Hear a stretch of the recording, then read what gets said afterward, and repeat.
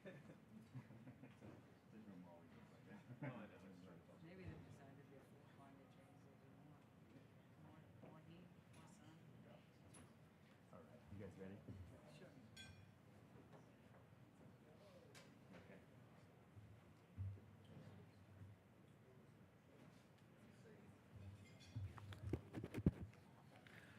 Welcome, everybody. I'm David Monsma. I'm the Executive Director of the Aspen Institute's Energy and Environment Program. And we were fortunate enough to have Secretary Moniz this morning. And I'm very pleased to be able to have the other member of the President's Cabinet on Energy and Environment. I think of EPA that way sometimes. And here to introduce the Administrator for the United States Environmental Protection Agency is Hari Sreenivasan. He is, as you know, the senior correspondent for PBS NewsHour. He's also the anchor for the NewsHour Weekend and a frequenter of the Aspen Ideas Festival. Welcome, Hari, and welcome, Gina. Thank you. Thanks. Thanks for actually making it indoors compared to the sunshine that's outside. We're going to get through a few different topics, and then we'll kind of open it up and try to have a little bit of a conversation and give you an opportunity to ask the administrator some questions yourselves. So let's start with the current news first. Supreme Court just ended, and I think EPA versus Homer City was a victory for you guys when it came to cross-border air pollution. And then there was a more interesting and nuanced decision that Justice Scalia had penned a 29-page opinion on, which again, I tried to read it last night and it didn't make that much more sense this time around. But let me give you a couple of the sentences that he had in here. The agency may not treat greenhouse gases as a pollutant for purposes of defining a major emitting facility. An agency has no power to tailor legislation to bureaucratic policy goals by rewriting unambiguous statutory terms. It would be patently unreasonable, not to say outrageous, for EPA to insist on seizing expansive power. So, was the ability to tailor emissions important for the EPA, and what does this ruling do to that? Well, let me just say, Hari, that you missed my favorite quote, which was EPA got just about everything it wanted in this decision. This decision was a very narrow one, and one in which we frankly celebrated. It was a great victory for us. First of all, the Supreme Court has already made its decision on whether or not greenhouse gases should be regulated as a pollutant under the Clean Air Act. So we've surpassed all of the hurdles that we needed to really firmly utilize the Clean Air Act to regulate greenhouse gases. This was a very nuanced question about whether or not the issues that both the court and EPA recognized about the statutory levels for permitting and the way in which we should be utilizing those for major source permitting was actually the way we interpreted it, or the actual more narrow way in which the Supreme Court landed. It basically told us that we have to consider carbon pollution when these large facilities are already regulated under other pollutants, and that is where we are exactly today, under what we tried to do with the tailoring rule, which was an approach that they rejected. But they handed us a complete win in terms of agreeing with us that we needed to do something under the Clean Air Act to more appropriately regulate carbon pollution just in these large sources, avoid having to regulate it in smaller sources in a tool that we didn't think was easily applied under the Clean Air Act. So from my perspective, we got everything we needed, and it avoided the need for costly and again, more challenging rules moving forward. So it was great. So what happens moving forward if you can't tailor? Actually, what it says is that it confirmed exactly what we're doing now, which is we already said we only want to get at the largest sources. Those sources, the vast majority of which are already regulated under the Clean Air Act for other pollutants, and we have to consider when we go through permitting for these facilities carbon pollution as an add-on to the other pollutants that we're looking at. So we're just going to continue to do what we're doing now. And it's perfectly appropriate, it's reasonable, it's working. Every state practically is doing it, except in the states where EPA is the regulatory authority under this. So it doesn't really change anything. It confirms the fact that we were right in terms of where we should start, but it told us we didn't need to go further, which is perfect. Okay, let's talk a little bit about the Climate Action Plan. That was the last time you were actually on the NewsHour too. It's the first ever federal limits on carbon emission. almost immediately we heard pushback from business lobbies, manufacturers, chambers of commerce, saying this is going to be a job killer. That, you know what, countries like China and India aren't going to voluntarily or in any way create rules like this, and that might be the decision maker for an American company to take jobs overseas. Well, Hari, I think that if you look at the trajectory of this, people have been concerned about what we were going to do under 111D, which is our sector-wide approach to regulating pollutants, and what we're going to do with greenhouse gases. There was a lot of concern about that, which is why the agency went out and did a historic outreach process for this, so that we can understand what people's concerns were and make sure that our proposal, when it landed, took account of all those concerns. So I believe, and I've heard a lot more concern before we put the proposal out than after we put the proposal out. Because if you take a look at it, what we're trying to do with this proposal is recognize that you need to cut harmful carbon pollutants that are really fueling climate change, and do it in a way that is protective of public health and the environment for this generation and for future generations. And if you do it by looking at cutting waste and looking at it by using cleaner energy sources more effectively and efficiently, then you can do it in a way that maintains reliability, maintains affordability of our electricity system, and in a way that actually grows investment. So when you look at cost benefit in our rules, you normally look at, does it cost a lot to put a pollution control technology on the end? That's a cost. Mm-hmm. Here, the cost is actually investing in energy future, investing in new jobs, investing in economic growth. And we framed this rule in a way that was entirely respectful of states in terms of where they are and what they could achieve. And I think we're hearing a very moderated opposition compared to what people thought we were going to do. And I think it's because the proposal is reasonable, it's achievable. I think it shows that you can take action on climate now, not only that you have to, but that you can. So the 30 by 30, trying to cut emissions 30% by 2030, and using 2005 as a baseline. How did you start with those numbers, or how did you arrive at those numbers? Actually, that's been one of the confusing things that I wished we had explained a little bit better. What we did with the standard, which is the standard actually dictates what types of carbon pollution reductions the agency feels that we can achieve in a reasonable period of time using what we call best system of emission reduction. So we calculated that out, but what we did here was we calculated it out on a basis of where every state is today and what their opportunities are to increase efficiency at the plants and demand side, as well as look at where their low carbon sources were and how they could begin to grow those and rely on those more heavily between now and 2030.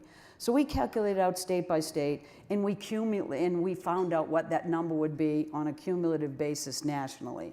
So it isn't a goal, it's actually what we expect to achieve. What we did was we explained, in order for people who are concerned about whether this is aggressive enough, are we really going to take a chunk out of carbon, we actually compared those reductions from 2005, and we found that we're actually getting a 30% reduction by 2030. That was not a goal. It was not a design. This is not a cap and trade program. It was actually the accounting of what we believe we can achieve with this rule, recognizing that we're in a pretty robust comment period. We'll see whether we can get more, and we'll see whether what we've asked for is not achievable in any particular state. But we think we did a pretty darn good job of finding paths forward. So let's say best case scenario, the U.S. is able to meet these guidelines. Mm-hmm. Well, what's to say that, how do we persuade the rest of the world to follow suit when there's not the same type of incentive? Well, I think one of the things that I want people to recognize is I believe that one of the reasons why this plan was done, I think, in a historically open and transparent way, was that the president stood up a little over a year ago, and he outlined a carbon action plan where he called for this rule. He set the stage. He said climate change is a moral obligation. We have to act now. We know the science is definitive, and we have to move forward within the law, of course, that Congress provided us, and in EPA's case, it's the Clean Air Act. But what he also said was that we have to take strong domestic action. But he also recognized that we need to deal with resiliency, which is a big deal. Climate's already changing. But even more importantly to your question, Harry, is he said that we need an international solution to the challenge of climate change. There's no question about it. But the real key is, can you actually get that solution without the US's involvement? Can you not lead domestically and expect the rest of the world will take action? And I think his assessment is the same as what many of us is, and that is the US needs to lead. We need to be out there. And I believe firmly already with just this proposal being out for just a few weeks, you see the dynamics change. We are being recognized now for this type of leadership, and it is setting a stake in the ground that says that if the US can act, China can join. We can move the large emitters, and with that, we can provide a platform for a global solution to be defined. But I think one of the most important things, and I know everybody worries, should we be out in front, should we lead? You know, it's a really funny dynamic with climate, because I really have always seen, and I'm no spring chicken, I have seen the US wanting to lead. I have never seen the United States step back and say, well, let's see what China's leadership is and we'll follow. We want to lead in these issues. The president sees this as an opportunity to invest in clean energy of the future, as an opportunity for our companies to developing the technologies and the innovations that you can sell that will support this global solution. And he sees this as our opportunity, not just our obligation. So we should want to lead, and we have to lead.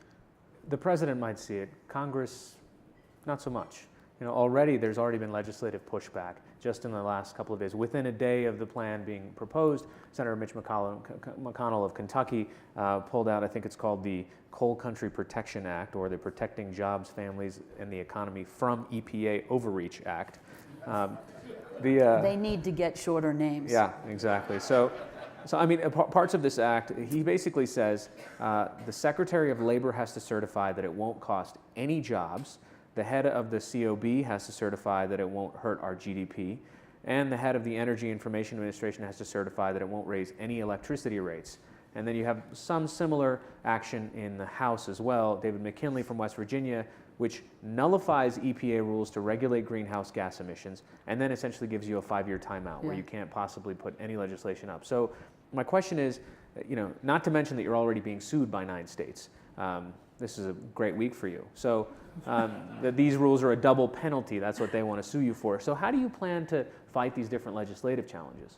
Well, you know, first of all, we recognize it when we're putting the rule out, and I always speak pretty frankly, and I was pretty frank that every major rule that EPA has put out has been challenged the minute it has been proposed. We have been accused of shutting down the economy every time we've proposed a rule. No matter what industry was impacted, we had industry leaders stand back and say, if EPA does this, our industries are going to fold. Our manufacturing facilities are going to shut down. The auto industry as we know it will never continue to exist. We've heard this every time. And we need to recognize that what EPA's job is public health and environmental protection. This is the most significant public health challenge of our time.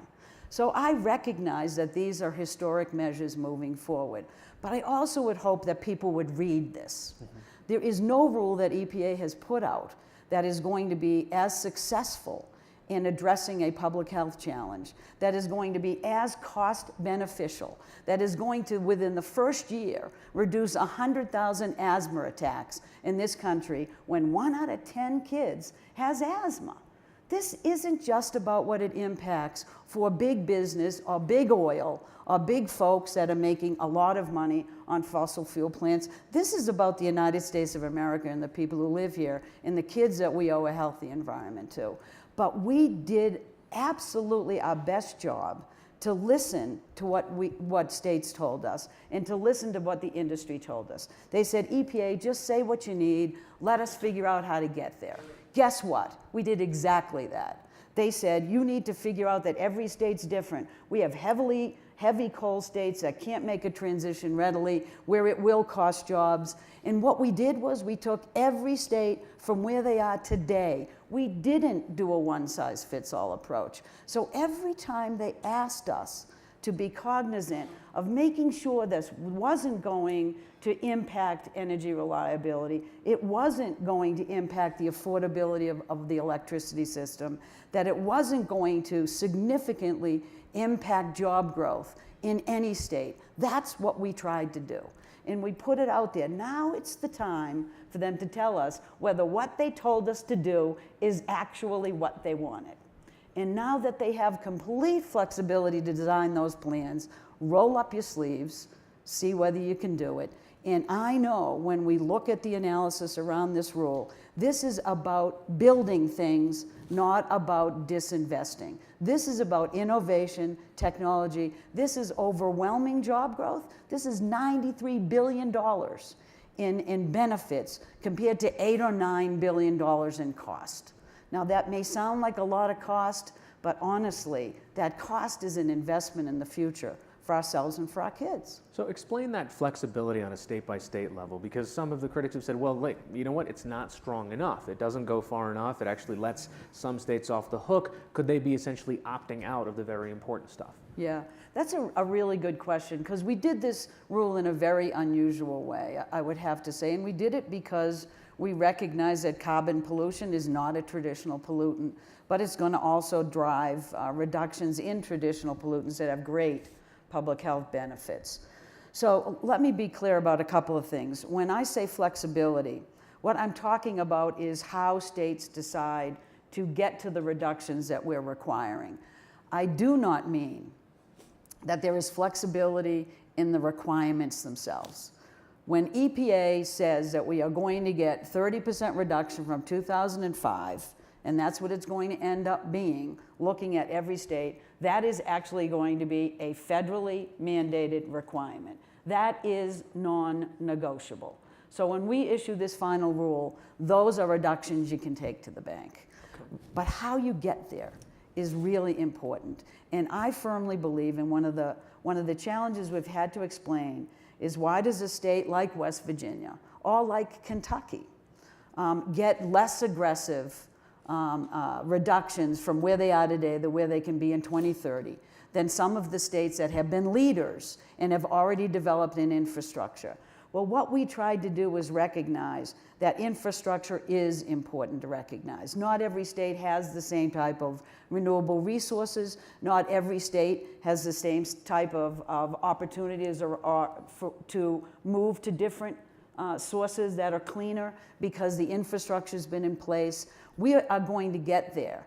But the interesting thing about this, Hari, and I'm really hoping that people look at this, is that every state is going to be challenged to be aggressive. But also, every state is also being encouraged to look regionally, because regional opportunities are tremendous. It doesn't need to be state by state. It can be a regional collaboration, which we already have some. And I have been pretty instrumental in helping to move those forward.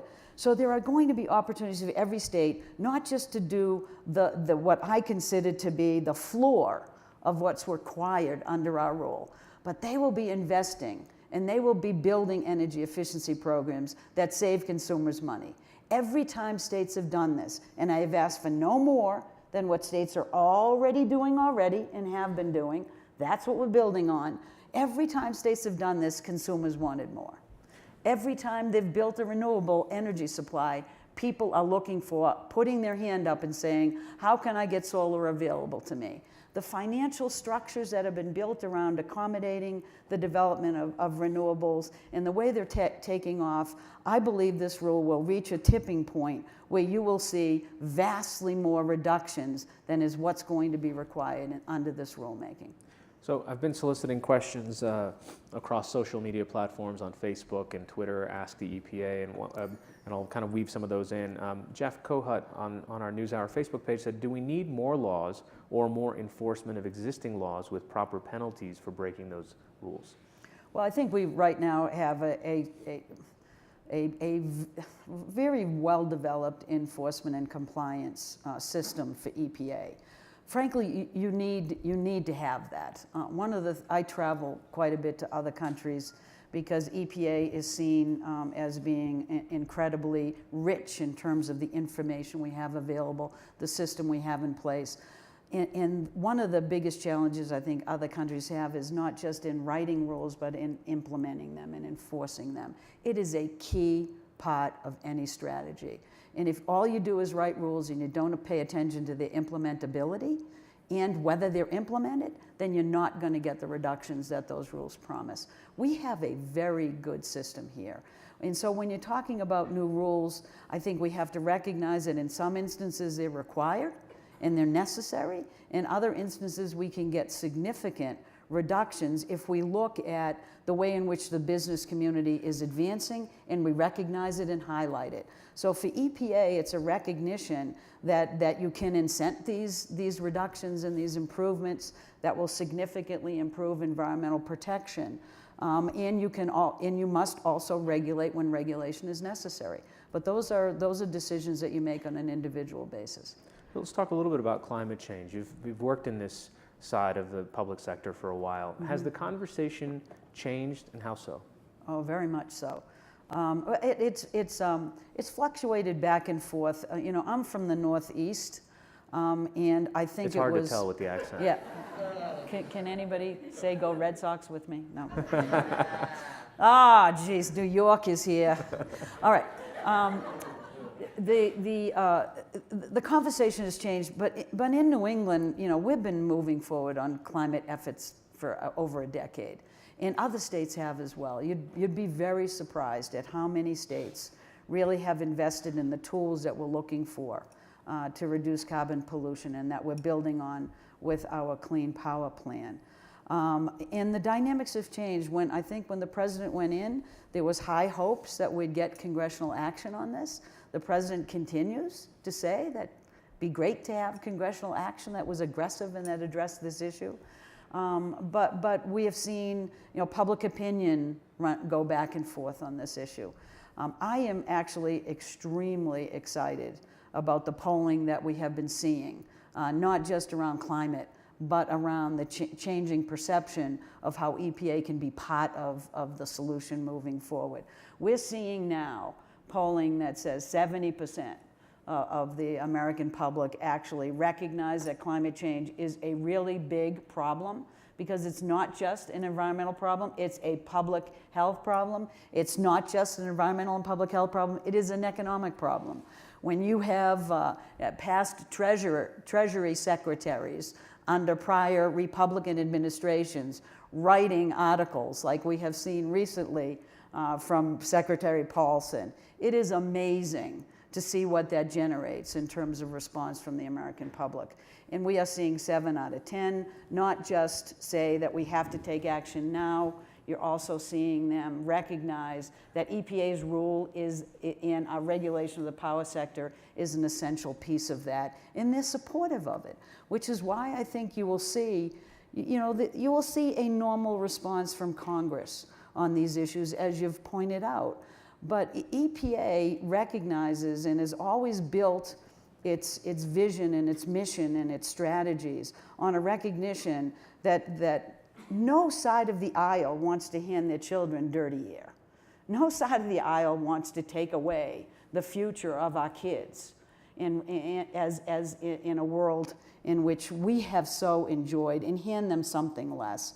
It has always been in this country very much an issue that both sides can embrace. So the really concern for me was that this rule showed that once again, EPA can deliver a rule that continues to grow the economy and that also continues to address what is really an incredibly significant and historic challenge that we are facing today. So speaking of that Clean Power Initiative, what do you see as the mix of renewables going forward to try to get to these goals? Yeah, well, I think it's building off the mix that we're already seeing.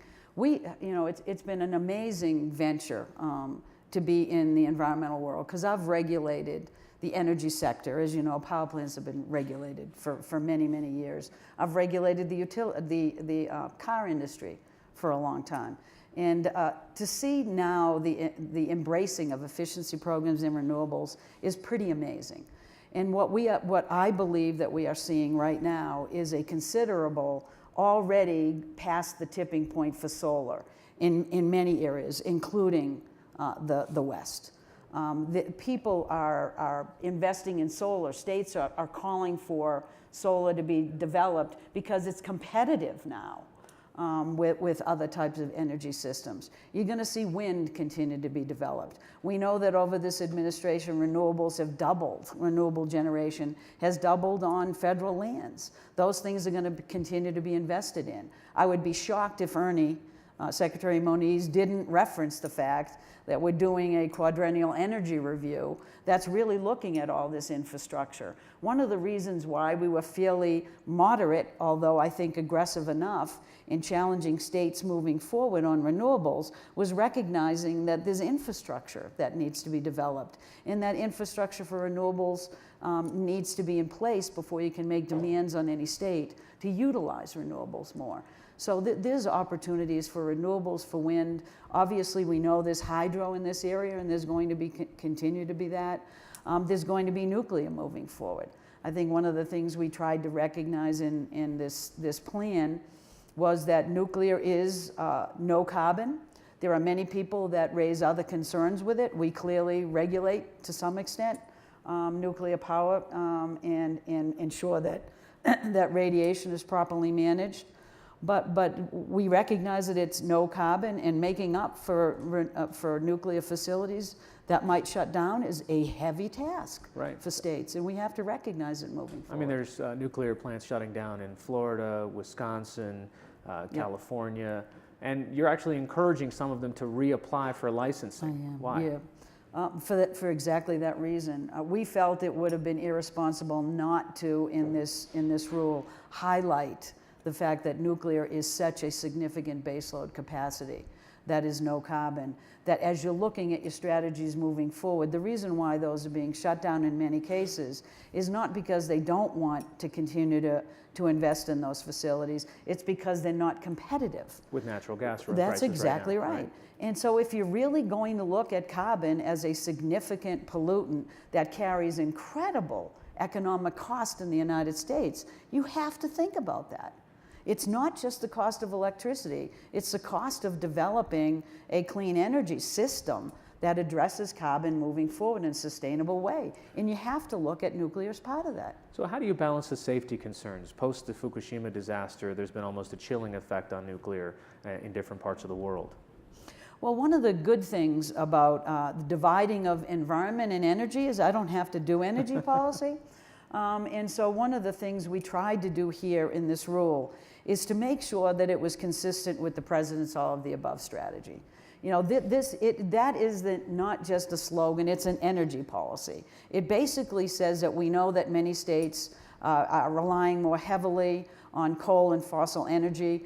Our rule actually predicts that they'll still be heavily invested in those moving forward. So I am not trying to make this into an energy policy. This is a carbon pollution standard under the Clean Air Act, done in the way we do them. I don't make a judgment about whether people should be burning coal.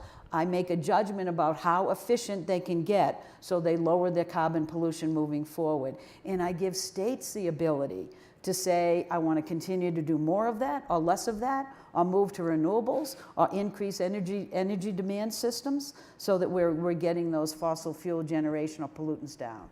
So let's talk a little bit about water. John Cronin from the Earth Desk blog recently had a post about the 31st anniversary of the Clean Water Act's failure to achieve its goal in 1983. So, you know, it's not much to celebrate. No, it's not. So he was pointing out a fact sheet from the EPA that says approximately 40% of our surveyed rivers, lakes, and estuaries are not clean enough to meet basic uses such as fishing or swimming. Yeah. Why is this? Well, clean water continues to be a significant challenge. I mean, I can certainly counter that by how much we have improved. If you remember when the Clean Water Act came into place, it came into place because the Cuyahoga River was burning because of the chemical contamination. So I don't want to suggest in any way, shape, or form that I buy into a scenario that says the Clean Water Act isn't working, because it has made significant improvements. The vast majority of individuals in this country have access to clean, healthy drinking water. The vast majority of our rivers and streams can support significant natural resources. Does that mean we've gone as far as we can? No. One of the significant things that we are doing and have already proposed this year, and we're going to get over the finish line next year, is a clarification of what waters are jurisdictional under the Clean Water Act. Because we know that as EPA has made progress moving forward, we've also heard from the Supreme Court that we had to think a little bit more closely about how we use science to dictate the jurisdiction of the Clean Water Act. We've spent a significant amount of time and effort working with the scientists on defining that more readily, so there's more certainty, and we can look at where we need to regulate more effectively and how to get that done in a more efficient way. Can't the EPA add public health objectives to the Clean Air Act? Say that again? Can't the EPA add public health objectives to the Clean Air Act? I mean, you're saying that here are some health benchmarks that we have to hit and sort of increase your jurisdiction. Right. We absolutely do. We have in the Clean Air Act and in the Clean Water Act, we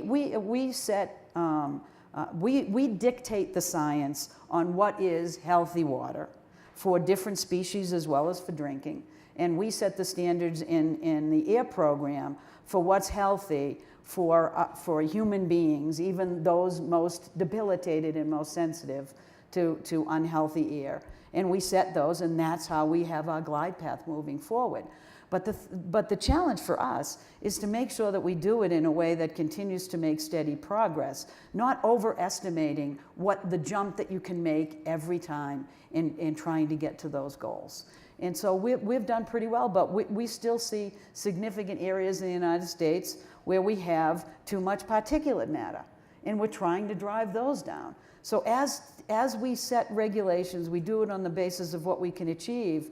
But the great thing about that, and this is true in the Clean Water Act, is that when we tell the truth about the health and the science, and we rely on that as our compass, what then we do is to develop rules and regulations, and we challenge our states to be partners in this, to continue to drive towards those. And every time we do, we send a signal to the market that technologies and innovation will be rewarded if you put it towards technologies and innovation that will get us further towards those goals. Because you can bet that we're going to keep our eye on the prize, and we are not going to stop until those health standards are achieved. So quite a few people are also concerned about groundwater in the context of hydraulic fracturing and the extraction process for natural gas. So Bob Borelli wrote, "Why aren't companies required to disclose what is in fracking solvents?"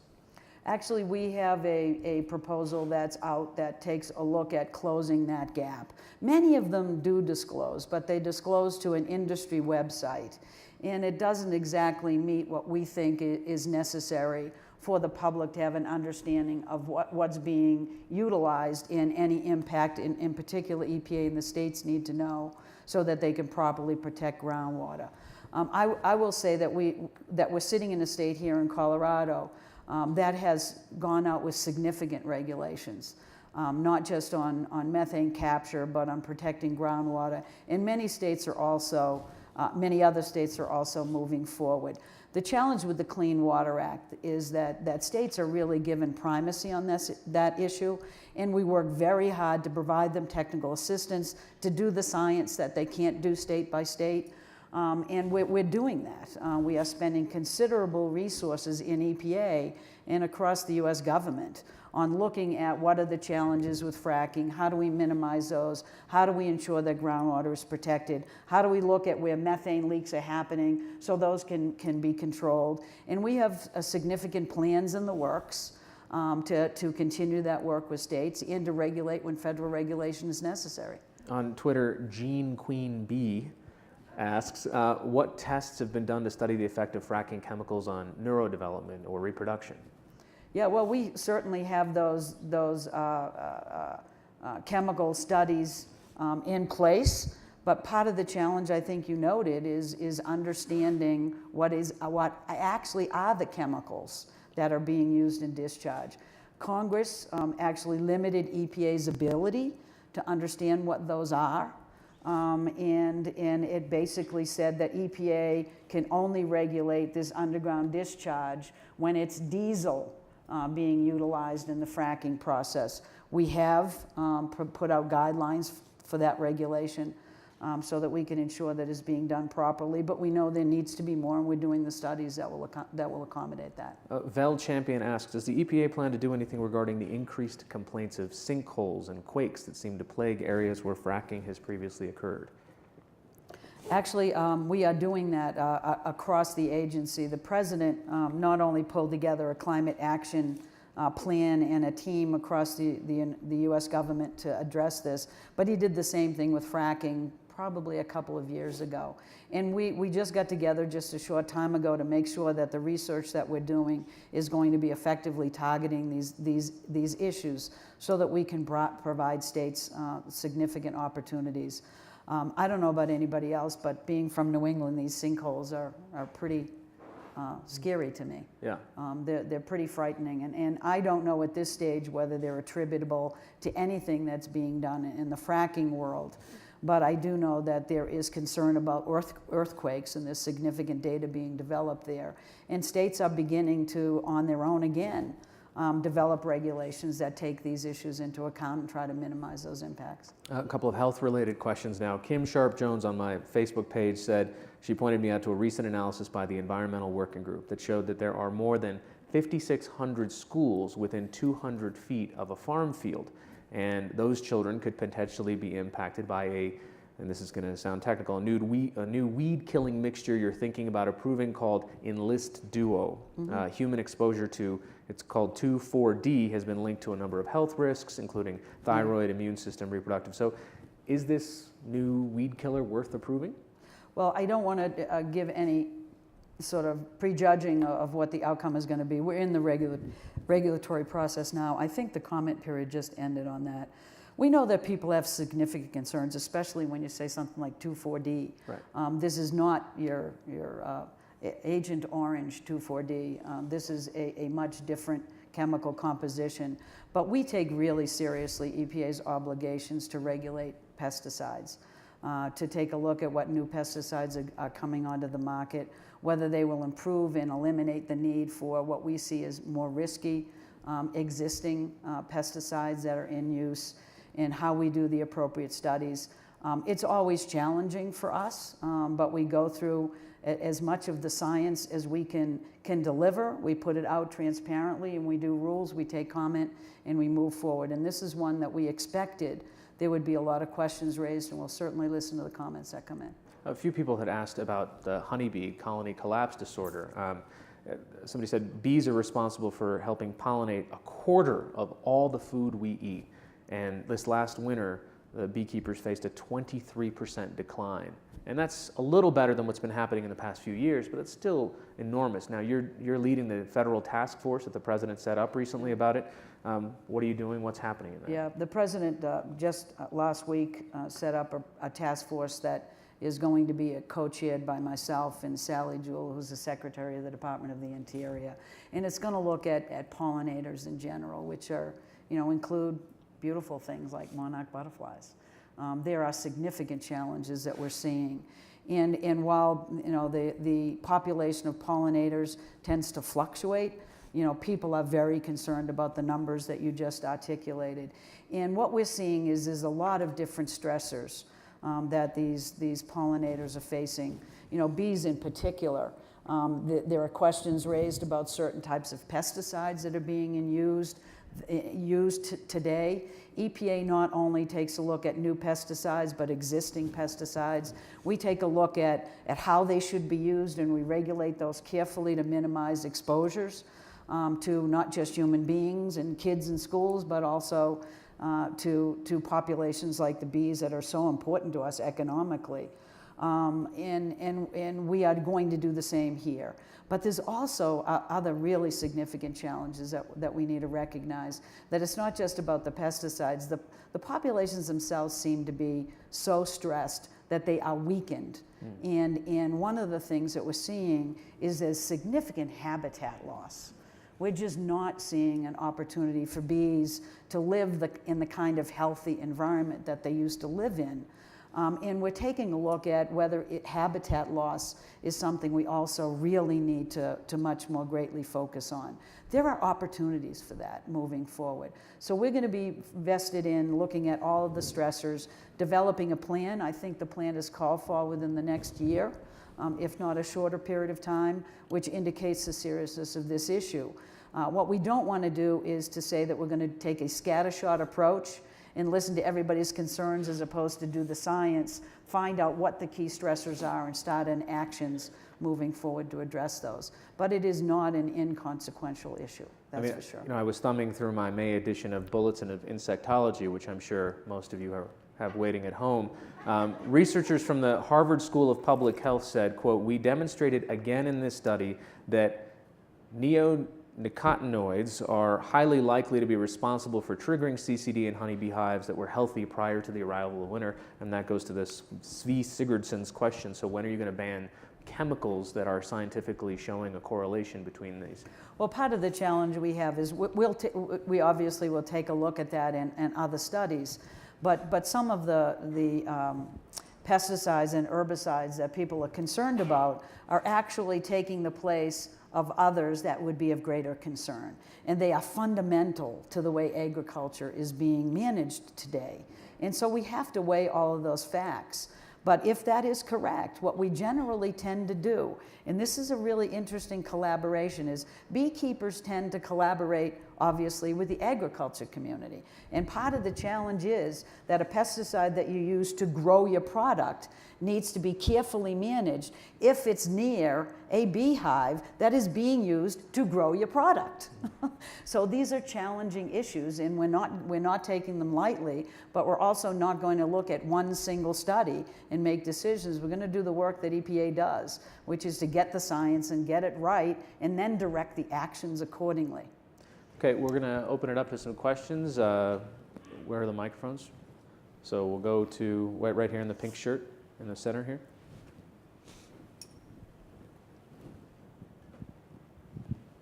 Madam Administrator, thank you so much for your courageous leadership at the EPA. 111D, and you just explained how the 30% relates to technologies that are well on their way, Yes. is incredibly important, not just for the United States, but for the international negotiations.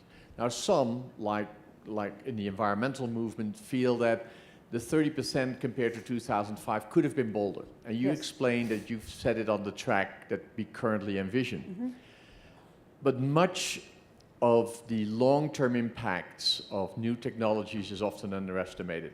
And the speed at which Yes. solar and storage Yes. and other technologies are accelerating, even over the last 5 years, has blown our minds. Yes. Do you believe that it is conceivable, maybe particularly after a Paris negotiation next year, that the 30% could be tightened and that the goals of your regulations become more ambitious? Well, thank you for raising that, because clearly when we're not trying with this one regulation to achieve the kind of reductions in carbon in the US that the science tells us we should be driving towards. There's no question about that. And people have recognized that it could be more aggressive. EPA actually teed up some of those questions in our comment process, as well as saying, did we get too aggressive in some areas? We'll take those comments and see where it lands. But can I give you a little bit of a personal opinion here? I think that maybe it's my history in looking at environmental protection, or maybe it's my history with climate. I don't know which. But I have long told the environmental community to reward success moving forward, to figure out how you sort of tell people not just that climate is real, but the climate actions that you need to take to address it are not going to stop the economy. They are not going to kill jobs. They are not the things you want to be afraid of. That they are the sparks that are going to keep our energy world moving forward in the US out in front. Today, the average age of coal plants is 42. Now, they'll catch up with my age by the time, you know, the end of 2030 comes. No, I admit I'm getting over the hill. They are way over the hill. It is time to think about how you invest in the future, not the past. And I honestly believe that while we may end up being more aggressive, I will not go out of the gate with a rule that doesn't respect the Clean Air Act and isn't legally solid just for the purpose of raising my hand and saying I fixed it. I am going to stick within the law. I'm going to look at the technologies available. I'm going to do this best system of emission reduction. But the best part about that is I'm not only leading the horse to drink, I'm having them take a little bit of a sip. I bet when they taste it, they'll realize just how thirsty they are. Straight in the back there with her hand up.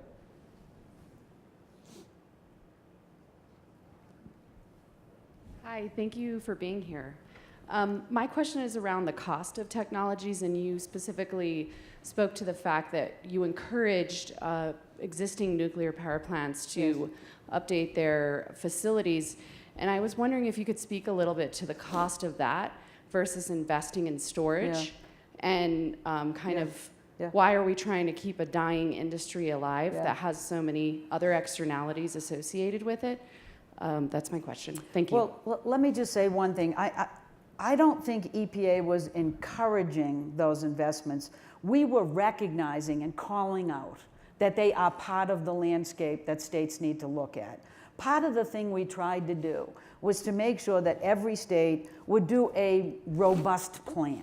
Just think about it. And frankly, we're relying on folks everywhere to join in that discussion, not just state leadership.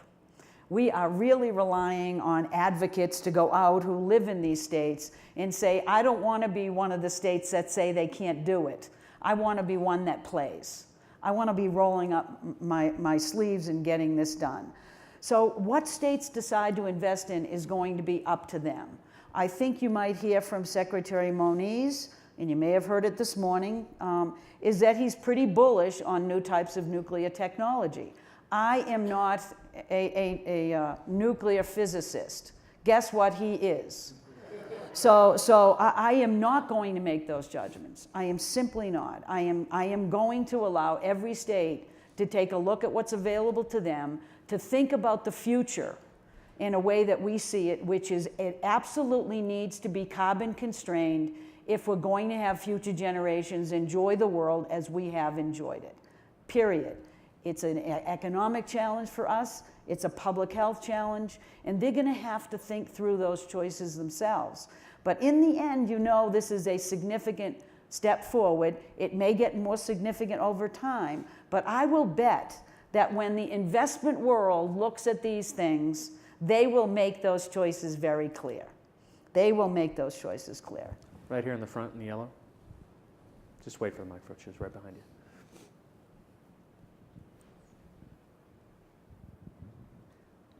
Being very specific, how does a poor state like West Virginia, which is completely dependent on dirty coal, reduce its footprint by 30%? It isn't. Let me make something again clear. This 30% was just a way to articulate what we see happening as an accumulation of what each individual state is being asked to look at. And again, it's a proposal. But if you look at this is what's really, I think this is what has been part of the sort of more muted opposition to this proposal, is the fact that West Virginia, I think, is only being asked to reduce by 18%. And you know how we did that? We looked at what's available to them right now. And a lot of it is investing in efficiencies in this system, which are readily available, readily achievable, the technology is there.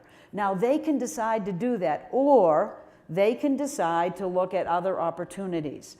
They can join a regional strategy which if you take a look at our rule, we did a couple of cost benefits in this rule so that states could have an idea of what they might want to look at. When you look at the benefits of joining a regional plan, you get way more carbon pollution reduction for the dollar.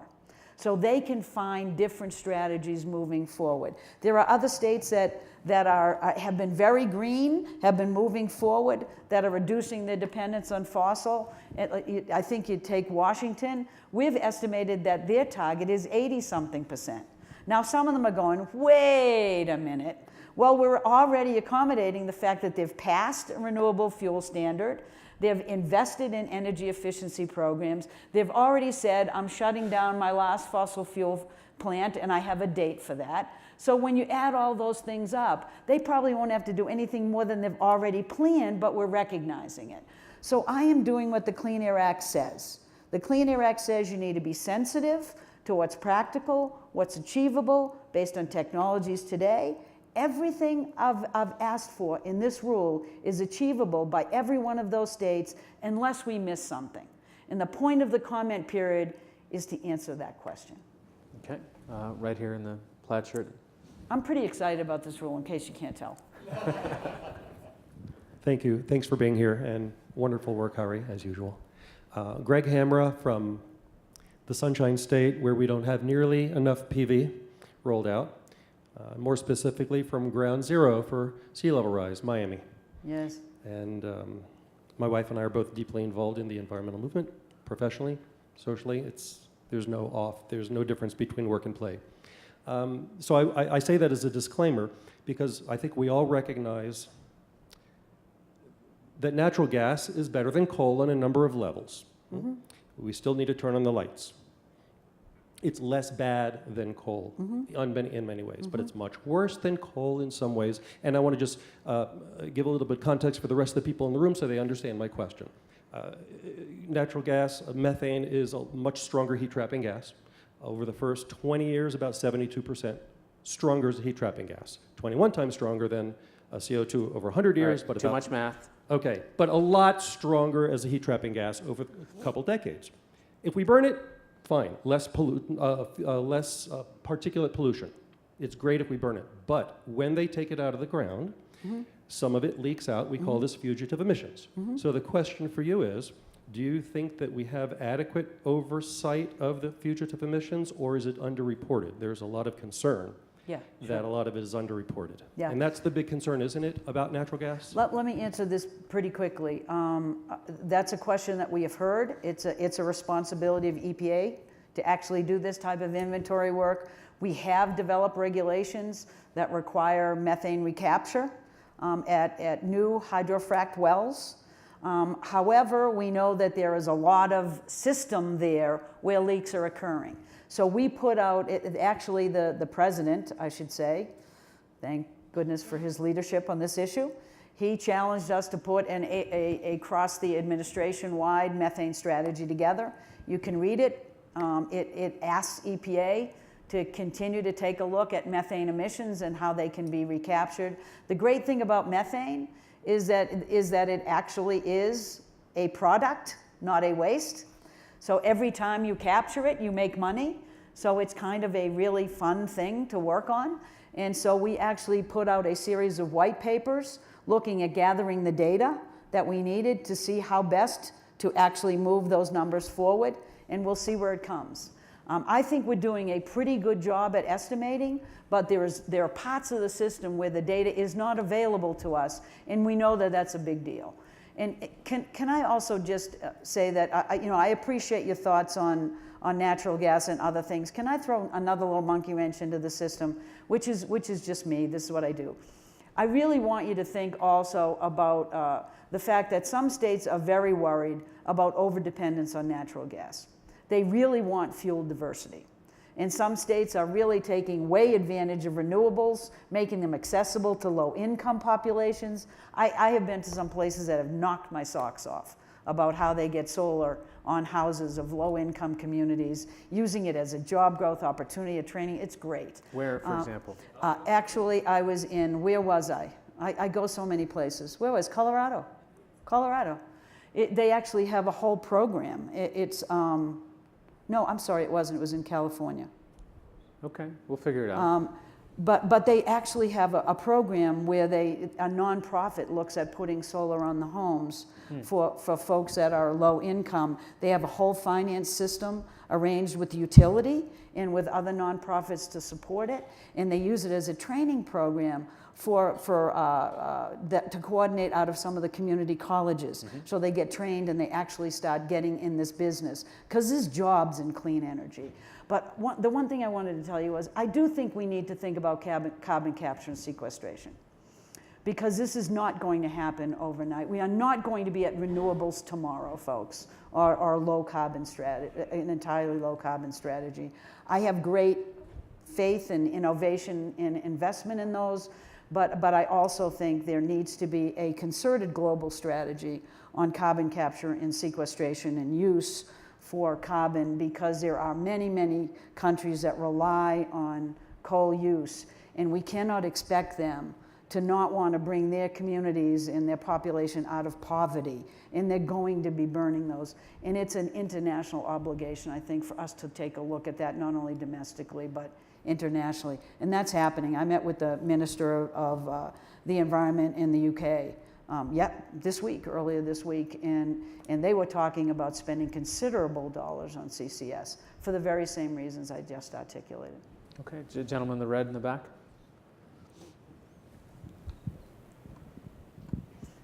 Thank you so much for your great work. A presenter yesterday suggested there's a deal in Washington to hold back on the regulations in return for a carbon tax. Now, maybe you don't want to answer that question, so let me pose it to you a different way. Who would have made that deal? Roger, who would? Yeah. He didn't say who. Roger Sant was the presenter. So my question is, let's look at it a different way. $30 a ton carbon tax, $40, $50, tell me the limit. Would that do basically what your regulations are trying to do with market incentives rather than regulation? I think there are a number of approaches you can take to address climate, and certainly that's one of them. I think the president's been very clear. If Congress really wants to go out and take action that's meaningful and that's aggressive, he'll work with them as best he can. But I have a tool that Congress gave me. I know what the science is telling me. I know what my legal obligations are. I know what my responsibility is under the Clean Air Act. And it actually is to regulate carbon pollution because of its impacts. What is the trade-off if you have a $40 tax? Would that accomplish what you're trying to do? I don't know. I don't have the data for that. I know that this is one tool that's readily available to us and that I can apply in the way that Congress told me to. And that's what we're going to do. If that sparks now a larger discussion and an epiphany in Congress that we haven't seen, I'm all for it, and I think the president is as well. If it sparks it when it's final, that's okay too. If Congress wants to join in and do a more comprehensive strategy that is a better approach, then I think that we would all welcome that approach. We just don't see it, and there is no trading of something that's a bird in the hand when I don't see Congress really stepping up to the plate at this point. But they'd always be welcome, and the president has said it time and time again. But this rule is going to be done next year, or by this time, in June, and I think it's going to drive significant reductions, and I don't think it's going to be inconsistent with the investment opportunity that people would take advantage of if you went to a carbon tax. Okay. It's exactly looking at the same kinds of things. Last question, gentleman back there. There's a mic coming over. My question goes to the Pebble Mine in Alaska, which to people, if they don't know it, is a discovery of the largest amount of gold theoretically in history. The problem is that it'll do sex surgery to the environment, the salmon beds, and the process to get the gold and to transport the gold and the trailings and all of that. And I'm trying to understand, because I'm involved in that issue, just where is the EPA in terms of having the courage to do something that appears to be very, very easy, which is to say no. The developers of the mine are effectively going to just buy it, buy all the votes and, Sarah Okay. Palin. Okay. Let me answer the question. I'm really familiar with this issue. I actually went to Alaska to see where the Pebble Mine is being proposed. It's actually a copper mine. And it's at the headwaters of the streams that feed the largest sockeye salmon fishery in the world. It is again, I think I looked over a vista that was the size of Connecticut, where I worked. And there was nothing but absolute beautiful land there. So it was wonderful. The issue that EPA has to face is whether that mine can be developed in a way that would protect those rivers and streams and ensure that there wasn't an unacceptable or unsuitable damage to those rivers and streams in terms of its water quality and the fish that depend on that water quality. And EPA has available to it under the Clean Water Act a process that we call 404C, which is basically a process where EPA can institute a very high and fairly long public process to actually call attention to a proposal like this or an area like this and make a determination as to whether or not we feel that it endangers those natural resources and that fishery in a way that would be unacceptable. And so in essence say that you cannot dredge and fill in those areas because we don't know how you could do it in a way that protected those precious natural resources. EPA stood up at the beginning of this year, I think in February, and we initiated that 404C process. That has only been done 13 times in the history of the agency, only twice when a proposal and a project hasn't actually been in the process but has just been proposed. We did it because it's an incredibly unique resource and an incredibly unique mining proposal. It is very large and potentially very, very damaging to those resources. So we have actually stepped up and we've started that process. And again, it's going to be a very public process that will take most likely a year or so to be completed. But we think it's a worthwhile question to ask at this stage, given the precious natural resources that are at stake. So I want to thank you all for your questions. I want to thank the YouTube audience that apparently Twitter is talking about your choice of shoes and my choice of socks. But for the we always get to the heart of the matter, don't we? Thank you very much, Gina McCarthy. All right, thanks everybody.